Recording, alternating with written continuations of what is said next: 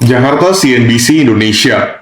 Kementerian Perdagangan atau Kemendak akan segera menyelesaikan revisi Peraturan Menteri Perdagangan Nomor 50 Tahun 2020 tentang perdagangan melalui sistem elektronik. Dalam aturan tersebut, e-commerce atau platform penjualan sistem elektronik alias online shopping bakal dilarang menjual barang impor senilai kurang dari $100 atau sekitar 1,5 juta dalam kurs 15.084 per dolar Amerika Serikat. Dengan tujuan melindungi usaha mikro dan kecil menengah, UMKM dalam negeri, akhirnya diputuskanlah untuk memberikan batas minimum harga impor yang boleh diperdagangkan di lokal pasar, marketplace.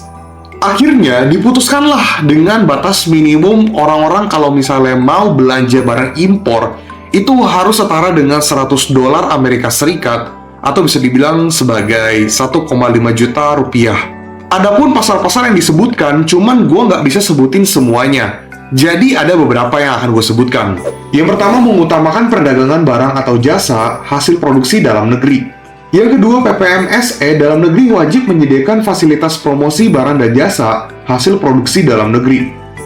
Yang ketiga, meningkatkan akses pemasaran produk usaha mikro dan kecil. Dengan adanya ini, Menteri Koperasi dan Usaha Kecil Menengah berharap produk-produk yang bisa kita produksi di Indonesia itu nggak perlu diimpor lagi. Jadi pada intinya, sekarang itu kan kita itu bisa dibilang kayak di posisi yang cukup pusing ya sebagai seller atau penjual online shop. Untuk kita sebagai buyer itu sangat-sangat menyenangkan, di mana kita bisa membeli produk dari luar negeri, itu bisa membeli satu piece aja dengan promo, ongkir, voucher, dan sebagainya. Dan kita bisa membeli produk tersebut dari luar negeri sampai di alamat rumah kita, dan pengirimannya dari luar negeri dengan harga yang tergolong sangat-sangat murah. Menurut kementerian mengatakan kalau misalnya ada produk-produk yang sekiranya bisa diproduksi di lokal atau di Indonesia, mereka berharap ini nggak usah diimpor lagi karena kita produksi. Cuman di lain sisi, gue tahu banget bahwa kalau misalnya kita bisa produksi sendiri, juga cukup sulit ya jalurnya, dimana kita juga untuk mendapatkan akses pabrik-pabrik yang bisa produksi, kebanyakan mereka juga udah pada mau jualan di online sendiri.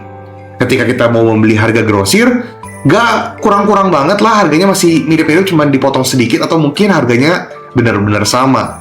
Jadi bisa dibilang cukup sulit juga ya.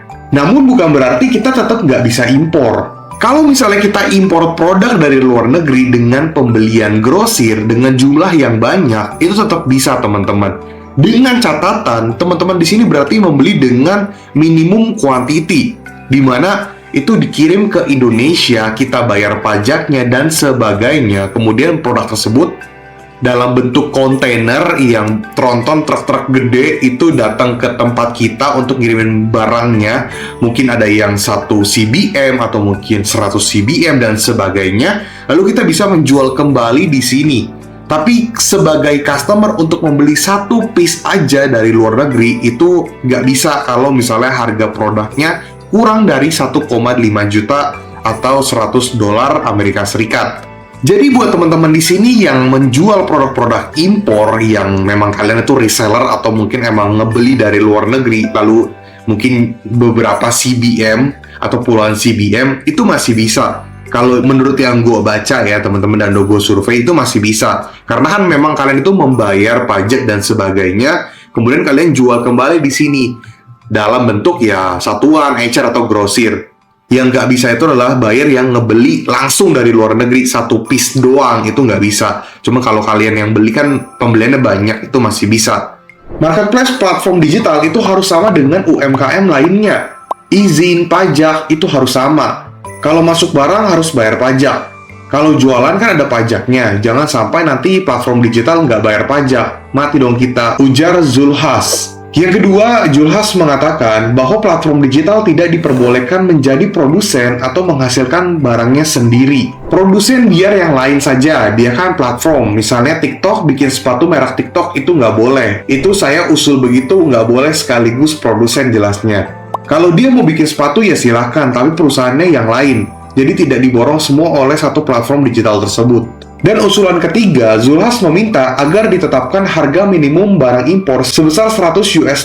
Hal ini sejalan dengan melindungi UMKM dari serbuan masuknya produk-produk dengan harga yang sangat-sangat murah Barang yang dijual itu juga harus ada harga minimalnya. Nggak semua, masa beli kecap satu piece aja harus impor, yang bener aja. Sambal UMKM kan bisa bikin sambal, maka saya usulkan harganya minimal 100 US dollar atau 1,5 juta. Jujur gue sih setuju-setuju aja dengan adanya peraturan seperti ini, dimana ya kita jadi jauh lebih enak. Ketika kita udah berusaha menjual produk-produk, mungkin kita juga ada resell atau kita ada impor, atau yang teman-teman di sini yang produksi. Lalu kalau misalnya dari luar negeri itu bisa buka toko dan customer bisa membeli satu piece doang dari luar negeri dengan dapat promo juga, itu kan kita bersaingnya jadi makin berat. Kita jualan saja udah pusing, bukan yang mengeluh ya, tapi ini berdasarkan fakta juga teman-teman.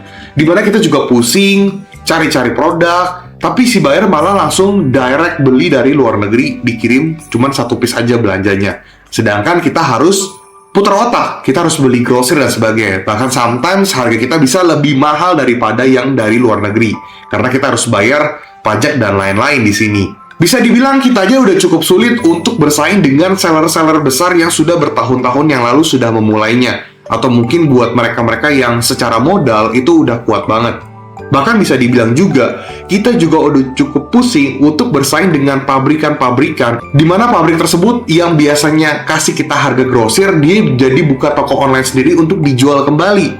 Kita udah bersaing dengan para distributor, perusahaan, pabrik itu sendiri, seller-seller besar, dan juga yang modalnya kuat-kuat. Jadi bisa dibilang persaingannya semakin ketat.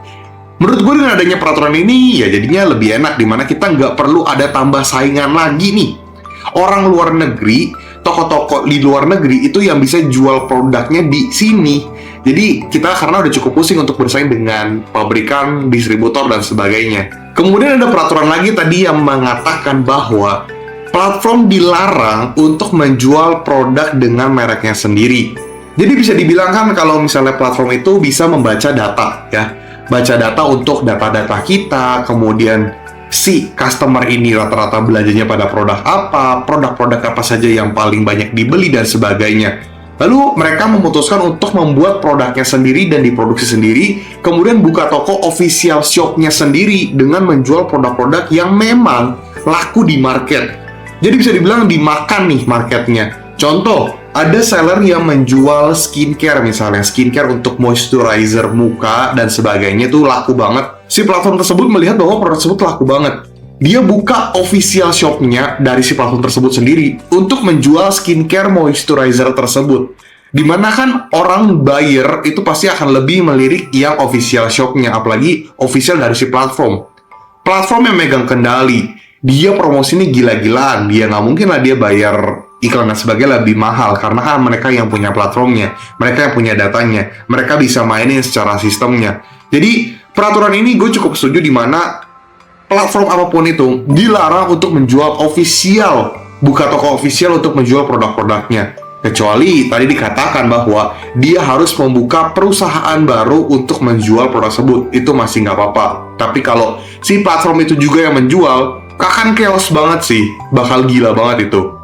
Nah, we'll see lah ya gimana kedepannya peraturannya, apakah akan ditambahkan lagi atau mungkin akan diganti. Kita lihat saja kedepannya gimana. Jadi menurut gue buat teman-teman di sini, kalian itu setuju atau enggak? Menurut gue pribadi sih gue fine-fine aja dengan adanya ini, karena ya bisa dibilang kita bersaing secara lokal aja udah lumayan pusing ya. Apalagi kalau misalnya ditambah kita harus bersaing dengan si platform digitalnya itu sendiri, atau mungkin kita bersaing dengan si orang-orang atau seller-seller yang di luar negeri yang bisa jual satuan di sini.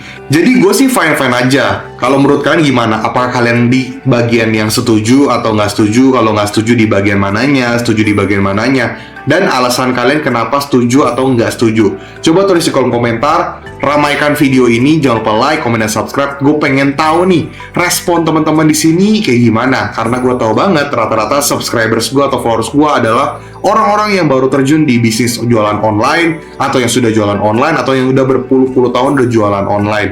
Gue yakin banget ini udah bercampur aduk. Berita ini gue yakin bakal bener-bener ya pro dan kontra lah. Kalian bisa tinggalkan di kolom komentar. Sekali gue ucapkan terima kasih. Semoga dengan video ini kalian mendapatkan insight dan pengalaman baru, dan mendapatkan informasi baru, karena ini menurut gue informasi yang cukup penting buat kita semua yang jualan di online. Sekali lagi gue ucapkan jangan lupa like, komen, dan subscribe. Rio Gandhi, peace out.